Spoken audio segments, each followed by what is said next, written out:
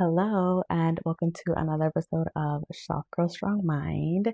So, the last few episodes, I've been taking a step back on, all the mindset concepts that we got into when I first started this podcast.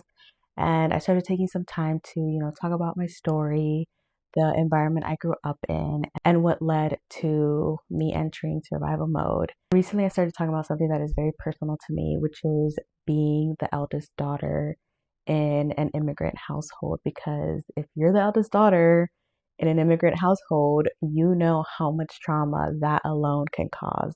So last week we talked about the sense of responsibility, and I shared with you guys that whenever me and my cousins and me and my siblings would play and something would go wrong, like someone got hurt or we broke something, I would always get the blame because I'm the oldest and I should have known better. And over time, this creates a quiet pressure of not wanting to mess up. And this is where perfectionism begins.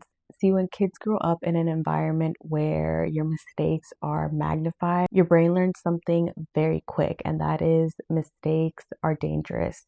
So the brain obviously starts creating these strategies to avoid danger, which could be trying to control everything, trying to get everything right, and being perfect.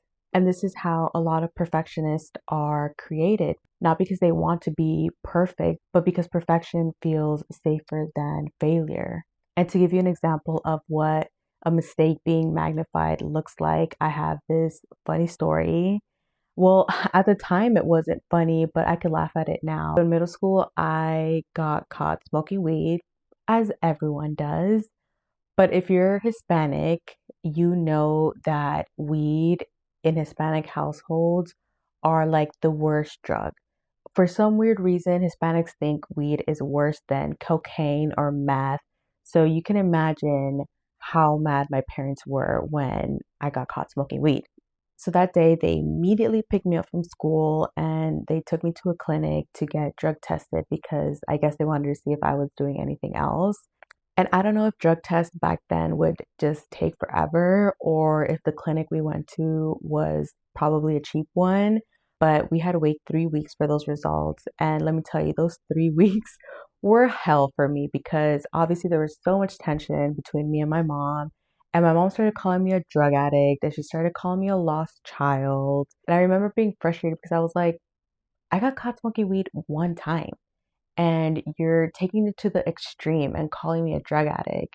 And that's the other thing about growing up Hispanic is Hispanic moms are so fucking dramatic. Like so dramatic. And they take everything to the extreme. So for her, yes, smoking weed once qualified me as a drug addict. So this one small mistake gets interpreted into my identity. And in the household that I grew up in, this wasn't just a simple mistake. It was who you are now. And the worst part was the test results finally came back. And apparently I had smoked it wrong. Like I didn't actually inhale it to my lungs. So the test results came out negative, like that I hadn't smoked any weed. But obviously my mom did not apologize for those 3 weeks of tension, of calling me a drug addict, of calling me a lost child, and just seeing me as a complete disappointment. And to be honest with you, things didn't get much better after that. Like, there was still a lot of tension because the damage had been done. Like, she already had that image of me smoking weed in her head.